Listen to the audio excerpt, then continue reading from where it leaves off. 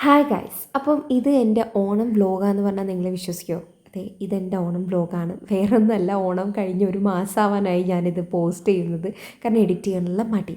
അങ്ങനെ അമ്പലത്തിലൊക്കെ പോയി വന്ന് പിന്നെ ഫോട്ടോഷൂട്ടൊക്കെ കഴിഞ്ഞ്, ഫോട്ടോഷൂട്ട് എന്നൊക്കെ പറയുമ്പോൾ വീട്ടിൽ നിന്ന് നമ്മൾ നമ്മുടെ ഫോണിൽ ചെറിയ രീതിയിൽ ഫോട്ടോസ് എടുത്തതാണ് കേട്ടോ.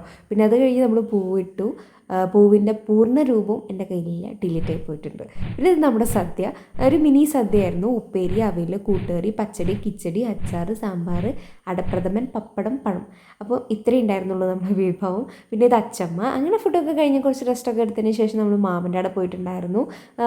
ഓണം വിഷു ഒക്കെ നമ്മൾ പോവാറുണ്ട്. പറ്റുന്ന എല്ലാ ഓണത്തിനും വിഷുവിനും നമ്മൾ മാമൻ്റെ അവിടെയൊക്കെ പോകാറുണ്ട് കേട്ടോ. പിന്നെ അവിടെ പോയി നമ്മൾ അമ്മയുടെ ചേച്ചി, അമ്മയുടെ ചേച്ചിയുടെ മക്കളൊക്കെ ഉണ്ടായിരുന്നു. അങ്ങനെ അവരോടൊക്കെ സംസാരിച്ചൊക്കെ ഇരുന്നു. ആൻഡ് ഇതാണ് വല്യമ്മ. പിന്നെ ഇത് വല്യമ്മയുടെ മോള്, എൻ്റെ കസിൻ. ഇത് അവരുടെ മൂത്ത മോള്.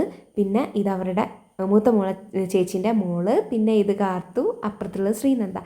എൻ്റെ തിരുവോണം ഇങ്ങനെയൊക്കെയായിരുന്നു. അപ്പോൾ അത്രയേ ഉള്ളൂ. ബൈ.